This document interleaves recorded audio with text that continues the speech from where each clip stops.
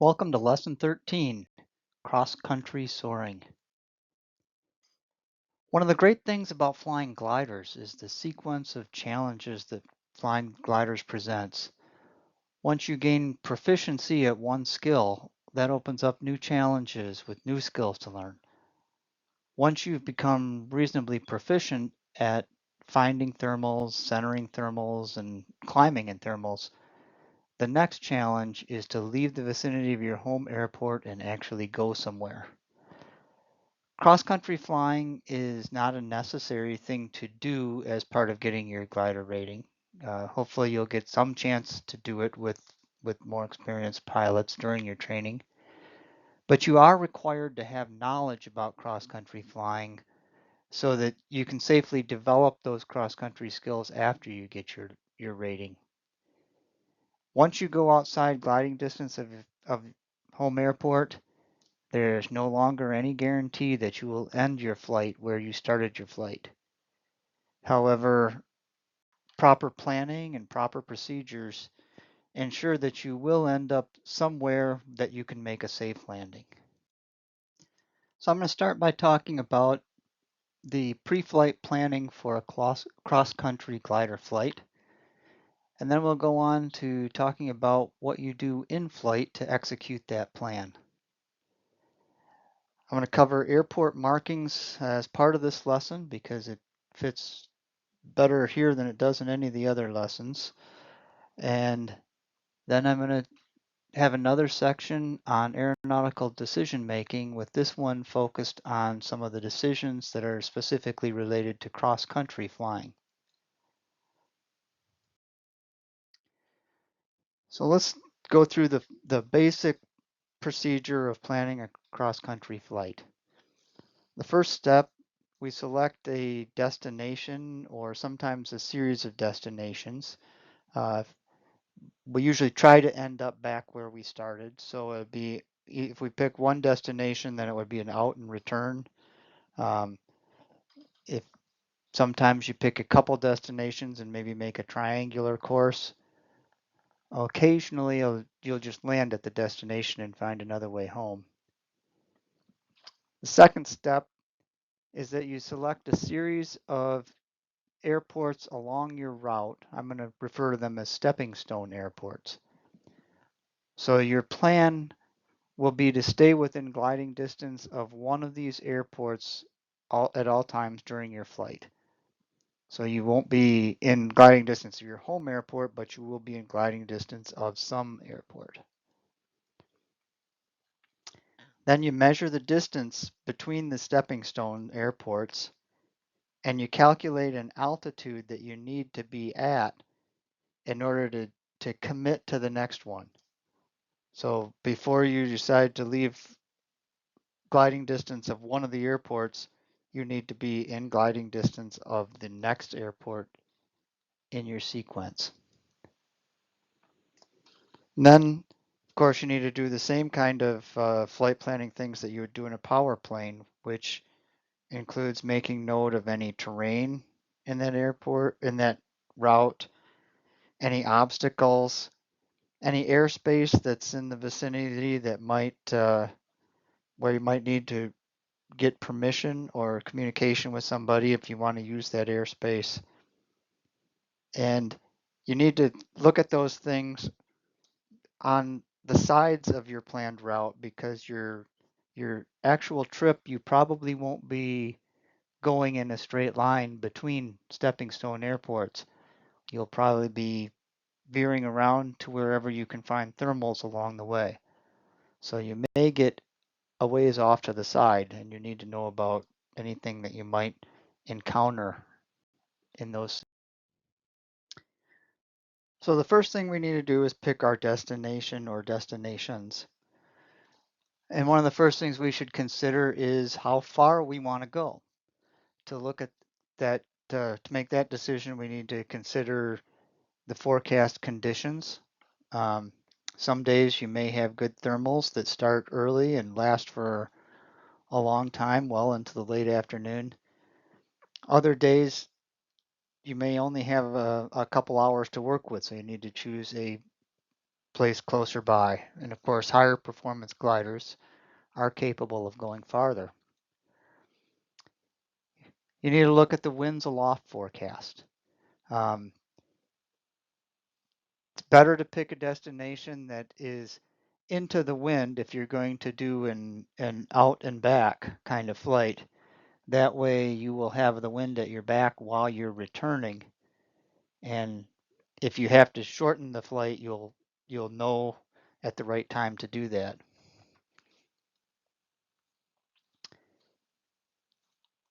You need to pick a route that will provide good stepping stone airports. If you pick a destination and there's too big of a gap between here and there that doesn't have any good places for you to land, then it's likely you're not going to be able to complete that flight. So it'd be good to pick a different destination. And we want to avoid areas where outlandings away from one of those selected airports would be especially hazardous. For example, good not to cut across the top of big cities or areas with a lot of steep mountains with no good landing places. So what are the criteria for something that makes a good stepping stone airport? One of the criteria is that we want to prefer airports that are going to be easy for us to spot while we're flying. If you need to use up very much altitude looking for the airport, that makes it a lot harder to use it to land there. So paved runways are a lot easier to spot from the air than grass runways. Doesn't mean you shouldn't choose some airports with grass runways, especially if you are familiar with them or if there are good landmarks nearby that will help you find the airport. It's fine to use private airports as stepping stone airports. You're not planning to land there. Any landing that you might make at your stepping stone airport would be considered a precautionary landing, and you're allowed to do that at private airports. Public use airports are preferable, however. And you probably want to steer away from using towered airports. Um, that adds the complexity of having to deal with controlled airspace, and they tend to be a lot busier. Gliders may not fit well into their traffic. Then once you have your list of stepping stone airports, you compute your altitude that you need to proceed from one to the next. You start by looking up the field elevation of the two airports. Take whichever one is higher. Add 1,000 feet to that because you want to be able to fly a relatively normal traffic pattern at the airport if you do choose to land at it. And then you add the distance times the number of feet in a mile time divided by your glide ratio. So that basically tells you how far you can, what height you need to be in order to get from one airport to the other. So that would tell you you could be right over one of your stepping stone airports. At that altitude, you should be able to fly to the other one at if you were getting your normal glide ratio and do a traffic pattern and land there. But that gives you comfortable margin that if you are halfway between the two airports, you'll be able to get to either one, even if you're only achieving half of your normal glide ratio. And we can't count on being able to achieve our full glide ratio. We may encounter sink.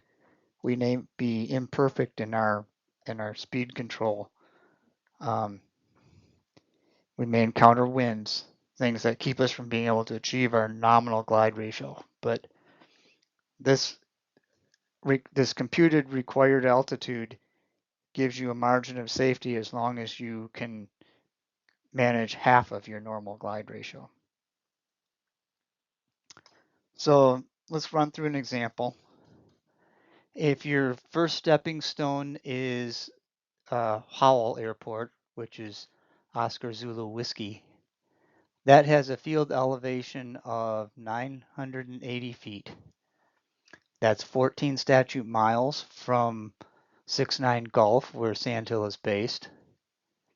So if you're flying a glider with a 42-to-1 glide ratio, then your altitude to go ahead between those two airports would be 980, because the field elevation at 69 Gulf is 920. So the 980 is the bigger one, plus 1,000,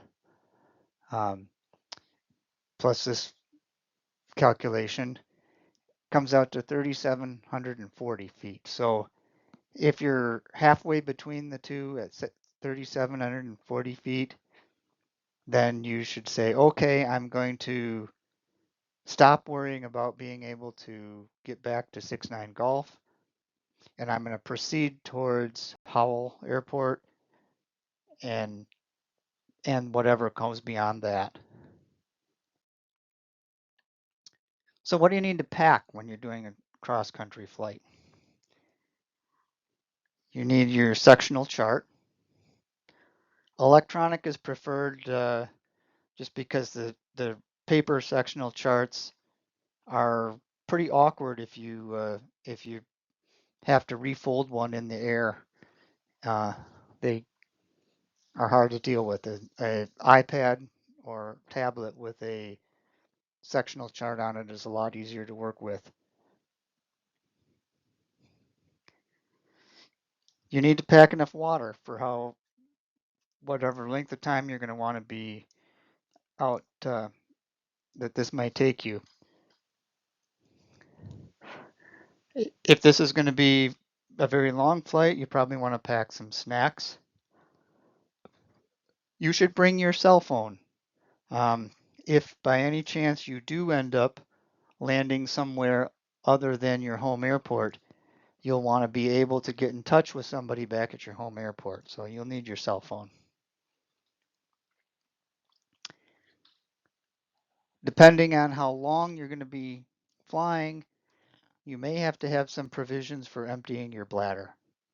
I'm not going to discuss what those provisions are right now. If you're going to be in that situation, talk to somebody who's an experienced cross-country pilot, preferably somebody of the same gender as you, and they'll tell you what methods work good for them. In some cases, you may want to have some survival gear. It really depends what you're going to be flying over during this cross-country flight. So if you're making this flight in a conventional glider as opposed to a motor glider, then you need to prepare for a potential retrieval. So if you land at one of your stepping stone airports, or if you land in a field, then somebody will need to come and get you. You have to make a plan for that, and you should make that plan before you take off.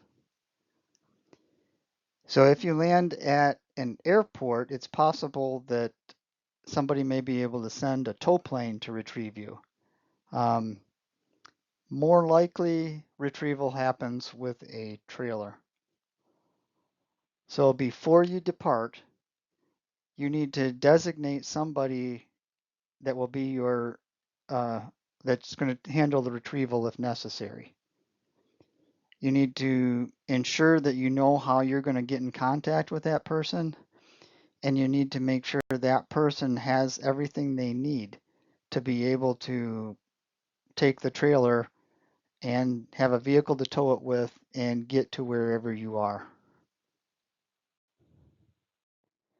Okay, now that we've covered how you plan for your flight, let's talk about some of the decisions that you'll need to make in flight. Your actual route is not something that you can plan in advance the way you would if you were making a cross-country flight in a powered aircraft. Instead, you'll have to make your decisions about your route depending on where you find lift sources, usually thermals, although no problem with using other lift sources if you are able to find them. You make a lot of decisions, continuous stream of decisions.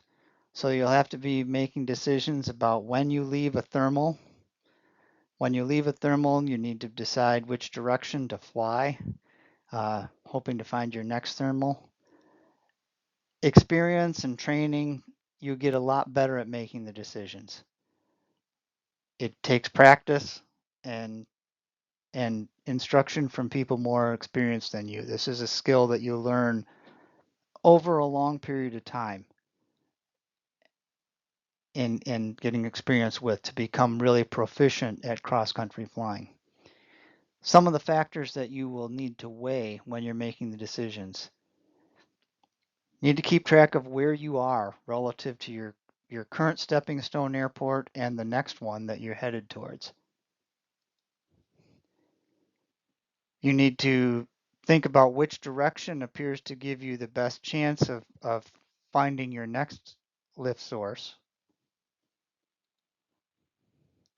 You need to think about which direction takes you closer to your planned destination.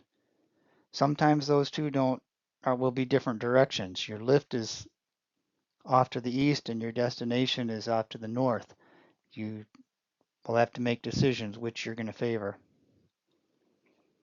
And you need to think about any terrain or controlled airspace or anything else that you should be avoiding in the process of getting to the next place. Continually throughout the day, you need to keep track of what time it is compared to what time you're expecting thermals to kind of die down.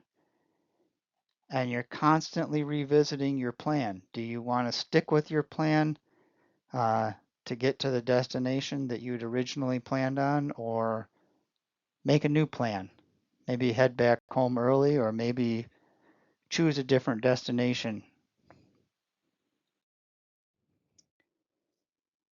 So when you're between thermals, you need to be flying at the most efficient speed. There's a lot of science that goes into picking what speed is a good speed to fly between lift sources. In previous lessons, we talked about how you adjust the speed to fly to get the longest glide, just to cover the greatest amount of distance possible. When we're going cross-country flying and there's good lift, then we're not just interested in how far we could glide. We also are concerned with how fast we can get to that next place. Unless we go fast enough between thermals, then we don't actually cover much ground. So we may want to fly faster than this speed to fly that we would have calculated just based on having our longest glide. So a lot of variometers have this ring around the edge called a McCready ring. The way you use that is you rotate the ring so that this arrow here is opposite the typical strength of a thermal. In this case, it's at 0, but you would rotate it to a clockwise to higher numbers when you have good lift. So if your typical thermals are, say, 3 knots, you put the arrow next to the 3. Then when you're in sync and you're going between thermals, you read the speed to fly off of the ring next to the needle. It will be something faster than what you would normally do just to get your best glide.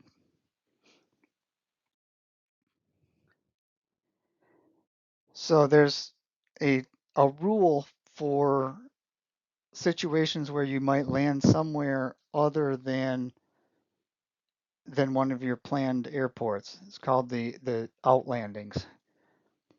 So if you get below 3,000 feet, then you need to be starting to make a plan for an outlanding.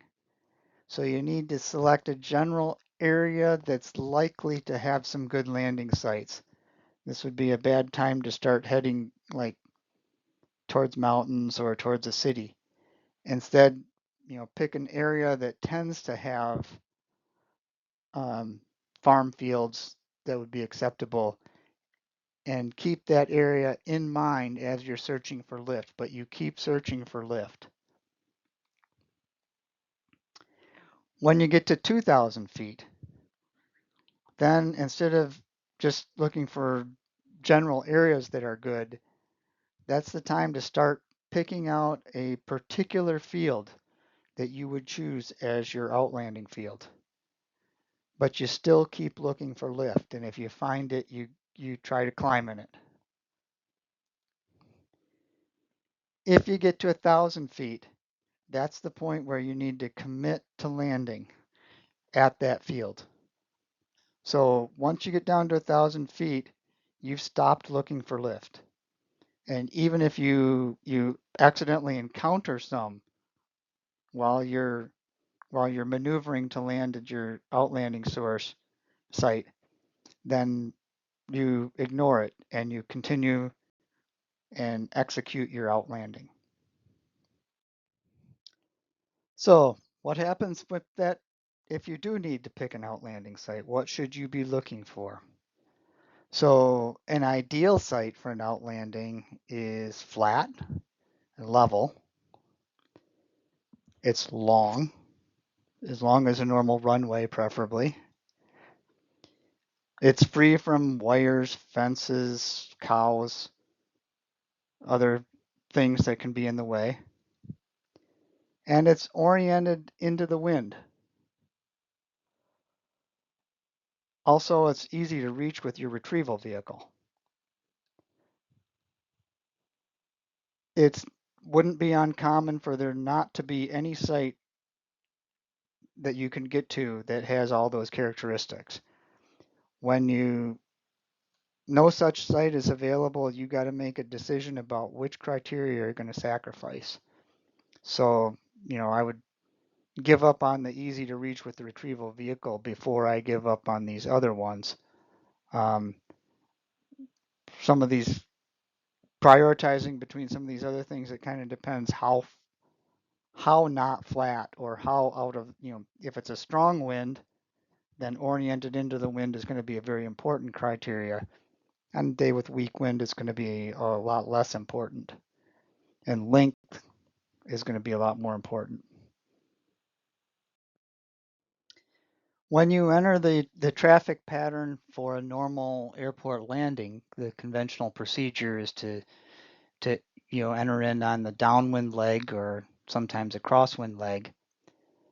When you're making an outlanding, if there's enough altitude available, it is beneficial to fly some additional legs of the traffic pattern and fly around the field a little more. That gives you a little more chance to look at the field from different angles and maybe see some features that wouldn't have been visible to you if you just entered on the downwind. Of course, this is an important in-flight decision whether you can do this because you got to base it on what altitude you have available. Okay, moving on to airport markings, and I'm going to start with grass runways. For those of you who learned to fly at Richmond Field, you're very familiar with how grass runways are marked with the cones. They are spaced approximately every 200 feet. Many airports with grass runways, the runways aren't marked in a standard way. Sometimes they're hardly marked at all. It varies quite a bit how different airports mark their grass runways. When there are 3 cones extending out from the runway like shown here, in the red circles, that is the displaced threshold. So when you're landing at this airport, like in an oncoming direction, you would want to fly past this displaced threshold and aim past that. We have that at Richmond Field for runway 18.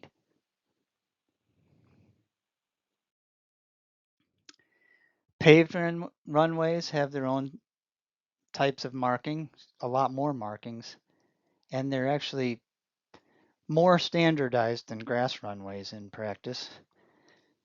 Runways are marked with white paint, which will distinguish them from the taxiways. It's one way to distinguishing them. The runway number is painted on the runway. The runway number is based on the magnetic heading without the last digit. Here's a runway with a displaced threshold.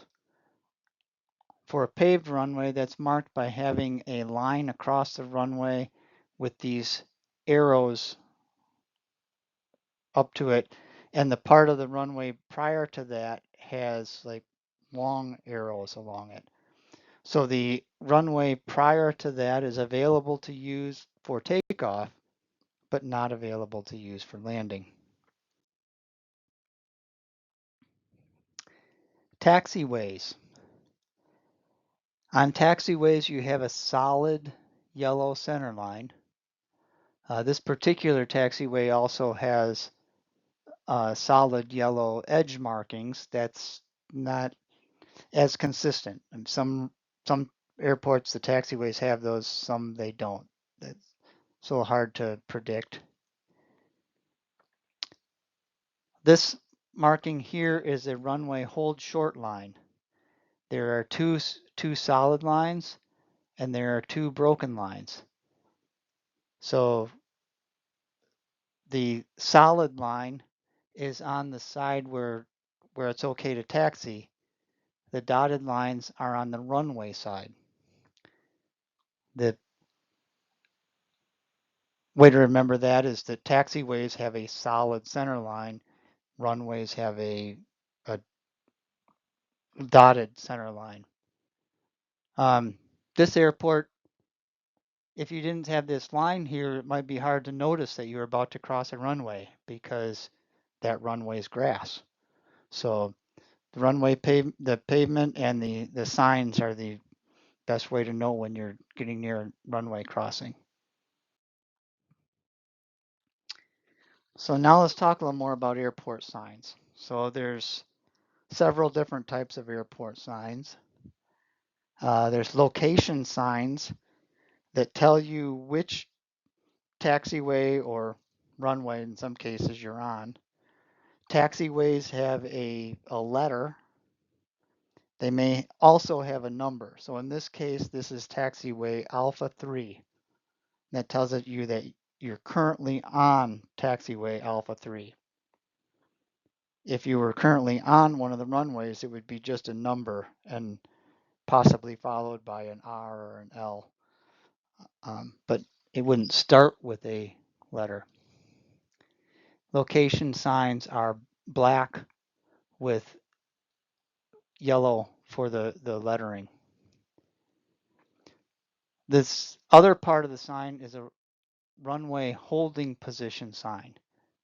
So that means when you get up to this sign, you're about to go onto or across a runway.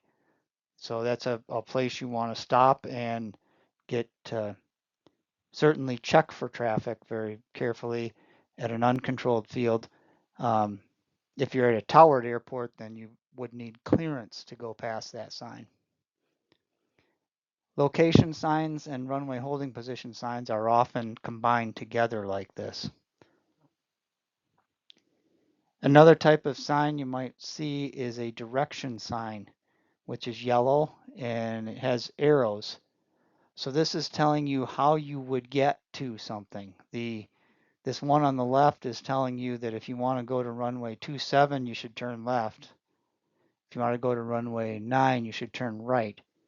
But you won't like immediately be on those runways. That's just the direction to get there.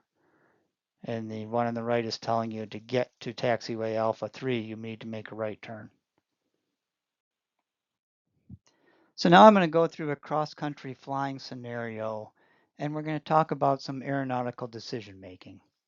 So like the other aeronautical decision making sections in this course, I'm going to kind of present the questions, but I'm going to leave you to think about what decision you would make. And then we will get together in person and talk through whether those were good decisions or not. So in this scenario, you've got your glider rating on your private certificate, and you got checked out in the club's DG 505. So you're going to go out and fly with somebody named Stuart. Get a little experience doing some cross-country flying. He's has thousands of hours flying gliders, hundreds of it in the DG 505. So he's a good person to help you learn some cross-country flying skills. You haven't had a backseat checkout yet, so you're going to sit in the front. Who's pilot in command today? So you reserved the glider. You'll be in the front seat, so he might assume that you're pilot in command. You're checked out in it, but he's got way more experience, so you might assume that he's acting as pilot in command today. It's absolutely critical that that be a topic of discussion before takeoff and that you reach an agreement. It's much more important that you agree on it than that you pick the right thing, that you pick the right person. So you've decided you're going to fly to Adrian and back. So you go through the procedure that we outlined earlier. You got out your sectional, you've picked a series of stepping stone airports, you've calculated all your minimum altitudes to proceed for each leg.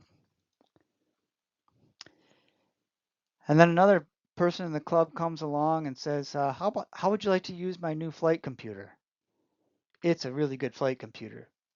It calculates everything you would ever want to know when you're on a cross country and like way more. But Stuart has his flight computer that he's been using for quite a few years. Which flight computer would be better for you to rely on during this flight?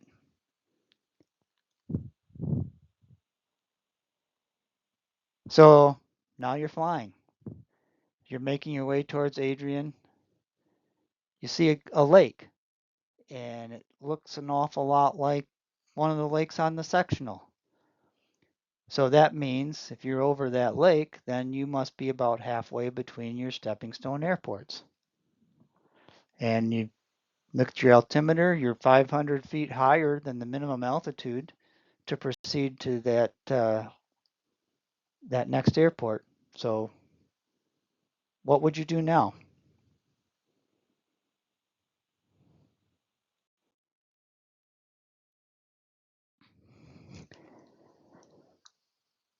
So you've gone a little farther towards that next stepping stone airport, and you're expecting to see a little town with a railroad track running through it. It shows up nice and clear on your sectional. You've flown along several miles, should be seeing it any moment, but you're not seeing that town or not even seeing that railroad track. You concluded that maybe that lake wasn't actually the lake you thought it was. So what what do you do?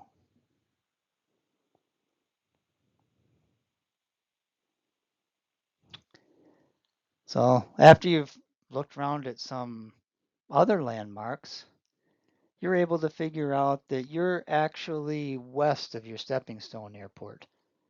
You thought you were going to be north of it, but turns out you're west of it. So you're about 3,000 feet AGL. You could probably glide to that airport if you went directly to the airport and got on a base leg for runway 18. If you go a little farther west, there's several good land outfields out there. And Stewart tells you he's been here before, and there's almost always good thermals over that town that's just southwest of the airport. So which direction should you fly?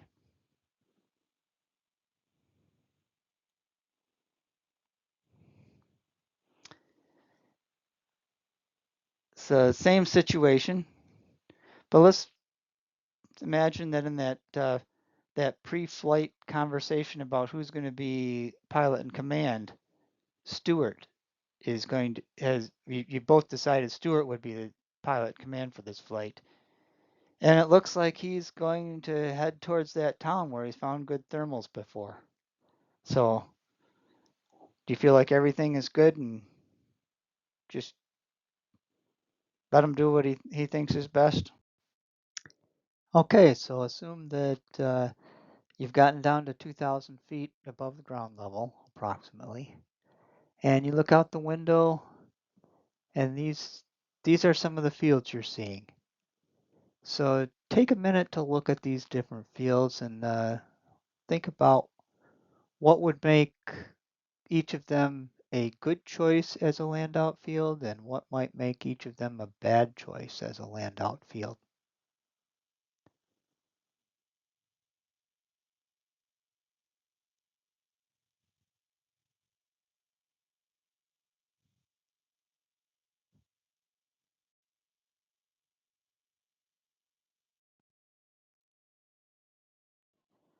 So now you've selected a land outfield, but you're not feeling real confident that you chose a good one. And you're on downwind for that field. You're about 800 feet, you think. You're not exactly sure because you don't know what the field elevation is for sure. And the variometer starts making that chirp, chirp, chirp, chirp, chirp, chirp. You've got 3 knots of climb. So what should you do?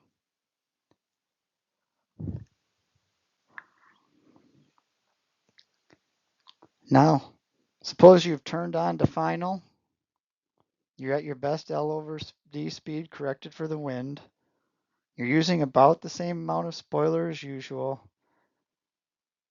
And you're starting to worry about those trees. Your instincts tell you, I need to pull back on the stick to get over those trees.